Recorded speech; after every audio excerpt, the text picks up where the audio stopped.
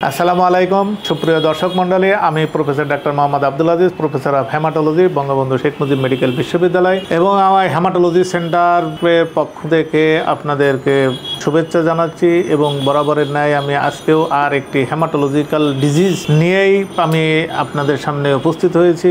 হয়তো আপনাদের কাছে এটা নতুন মনে হবে, কিন্তু কিছু তো আমাদেরকে হেমাটোলজিক্যাল ডিজিজ, বিশেষ করে যেগুলো কোনো অ্যাকুট কোনো কিছু অ্যাটাক করে তখন সেটা আমরা বুঝতে পারি, কিন্তু যখন ক্রনিক ডিজিজ হয় যার হচ্ছে তেমন কোনো সাইন সিমটম কোনো কিছু পাওয়া যায় না, কিন্তু হুট করে অন্য ডিজিজের কারণে আপনারা পরীক্ষা করতেছেন আর কি, কিংবা কোনো পেটের অসুস্থতার জন্য অথবা কোনো রক্ত স্বল্পতার জন্য এরকম গেছেন ডাক্তারের কাছে, তখন সে যখন সিবিসি, আমি বলি তো যে আমাদের যে একদম হলমার্কের যে টেস্ট আর কি হেমাটোলজিস্টের জন্য, যে কমপ্লিট ব্লাড কাউন্ট বা সিবিসি নামেই বেশি অধিক পরিচিত, এইরকম একটি অন্য ডিজিজের কারণে যখন আমরা করি তখন দেখা যায় যে তখন কিছু আমরা পরিবর্তন পাই। ঠিক সেই রকম পরিবর্তন আমার রক্তের তিনটা কণিকা, আমি সবসময় আমার আলোচনায় থাকে আর কি, যে লোহিত রক্তকণিকা, শ্বেত রক্তকণিকা, অনুচক্রিকা। তো এই তিনটি কণিকাই আর কি অস্বাভাবিকভাবে বেড়ে যেতে পারে। তো আমি আজকে এখন এই মুহূর্তে আমি যেটা নিয়ে আলোচনা করব সেটা লোহিত রক্তকণিকাও বেড়ে যেতে পারে। তো এইটা বেড়ে যেতে গেলে প্রাথমিকভাবে ওই তো কোনো লক্ষণ ইউজুয়ালি পাওয়া যায় না, অন্য কোনো ডিজিজে আক্রান্ত সেই কারণে গেলেই হতে পারে। তো তাহলে কি হবে? এখানে দেখা যাবে যে লোহিত রক্তকণিকা আমাদের 5.5 মিলিয়ন থাকে, তো সেটা বাড়ে আছে হয়তো 7 অথবা 8 মিলিয়ন হয়ে গেল। তো আমাদের ভাষায়, যেটা হেমাটোলজিস্টের ভাষায়, সেটাকে আমরা এরাইথোসাইটোসিস, এবং এরপরে কি যে এরাইথোসাইটোসিস হচ্ছে অ্যাজ এ হোল একটা লোহিত রক্তকণিকার পরিমাণ বেড়ে গেছে, কিন্তু একটা ডিজিজ প্রসেসে এরাইথোসাইটোসিস কিন্তু অন্য কারণেও হতে পারে। যেমন যে নেপালে আছে, নেপালে যারা পাহাড়ের চূড়ায় যারা বাস করে,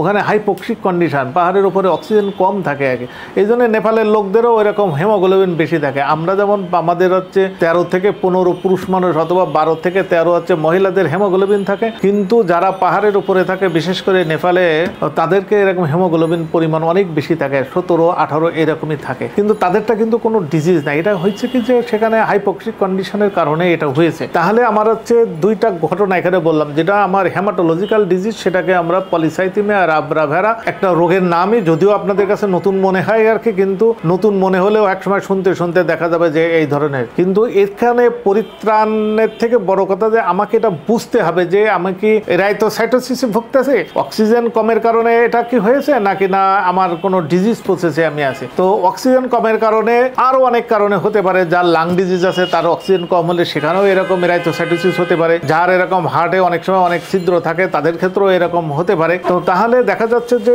এই যে লোহিত রক্তকণিকা বেড়ে যাওয়া নন ম্যালিগন্যান্ট কন্ডিশনেও কিন্তু বাড়তে পারে। তার মধ্যে সব থেকে দুইটা কারণ আমি খুব কমন কারণ বলে, যারা হাই অ্যালটিটিউডে থাকে সেটা হতে পারে, কারো যদি লাং ডিজিজ থাকে সেখানে হতে পারে, তারপরে কারো হার্ট ডিজিজ থাকলে সেখানে হতে পারে। এছাড়া যে ঘটনাগুলো আর কি, যেটা মানে মানুষের যে মৌলিক পরিবর্তন হয়, জিনগত যেসব পরিবর্তন হয়, সাইটোজেনেটিক যে পরিবর্তন হয়, তার কারণেও কিছু ডিজিজ আছে। কিছু নয়, একটি ডিজিজ আছে যেটার নাম আমরা আমাদের হেমাটোলজিক্যালি বলি যে পলিসাইথেমিয়া রাবরা ভেরা। তো সিমটম ইনিশিয়ালি তেমন কিছুই থাকে না, কিন্তু যখন সিমটম এসে যায় তখন যেহেতু রক্তের পরিমাণ বেড়ে গেছে, লোহিত রক্তের পরিমাণ বেড়ে গেছে, মানুষের সারা শরীরে রক্ত প্রবাহিত হতে থাকে, যখন মাথার ভিতরে যায় তখন তার হেডটা একটু ভারী মতো মনে হয়, এবং সেখানে সূক্ষ্ম সূক্ষ্ম যে ব্লাড ভেসেলস আছে সেই ব্লাড ভেসেলসগুলো ফেটে যায়, সেখানে স্ট্রোক করতে পারে।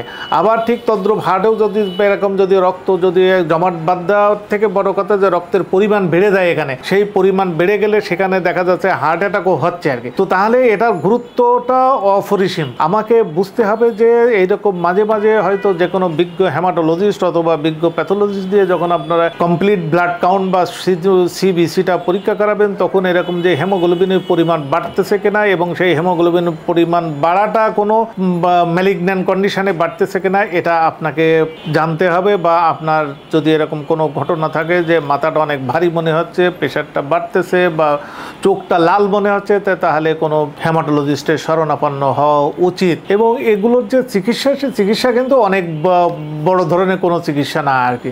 এগুলো সবই আমরা আপনাদের একটা ধারণা যে জন্য হেমাটোলজিক্যাল ম্যালিগন্যান্সির যে সবসময় কেমোথেরাপি দিতে হবে, কিন্তু এগুলোর কোনো কেমোথেরাপিও লাগে না, কিছুই লাগে না। শুধুমাত্র কিছু ক্যাপসুল যেটা বাংলাদেশে অ্যাভেলেবল এবং দামও কম, সেই ধরনের ক্যাপসুলে এগুলো ইউজুয়ালি আমরা এক নামে যাতে ডাকি, যে কিছু মাইলোসাপ্রেসিভ হাইড্রোক্সি কার্বামাইড দেওয়া হয়, এর কারণ এর ফলেই এই ধরনের চিকিৎসা এই রোগ থেকে অনেকে মুক্ত থাকে, এবং মুক্ত থাকলে একটা জিনিস যে পরবর্তীতে যে সিকোয়েন্স যেগুলো বলে হার্ট অ্যাটাক, তারপরে স্ট্রোক, এগুলো হবে না। তো আপনারা সবাই যাতে ওই ধরনের পর্যায়ে না যান, তারই অংশ হিসেবে, তারই সতর্কতা হিসেবে আমি আজকে একটা আনকমন ডিজিজ, যেটা আপনাদের কাছে একদম টোটালি নতুন মনে হয়েছে, সেটা নিয়ে আলোকপাত করলাম। আপনারা সবাই ভালো থাকুন, এবং এখান থেকে যদি কিছু শিখতে পারেন, কিছু জানতে পারেন, তো আমি আমার এই ইয়েগুলোতে, ভিডিওতে আমার কিছু সার্থকতা আসবে, এবং এইটাই আপনাদের আমার জন্য বড় পাওয়া। আপনারা সবাই ভালো থাকুন, সুস্থ থাকুন, দেখা হবে নেক্সট আর একটা ভিডিওতে।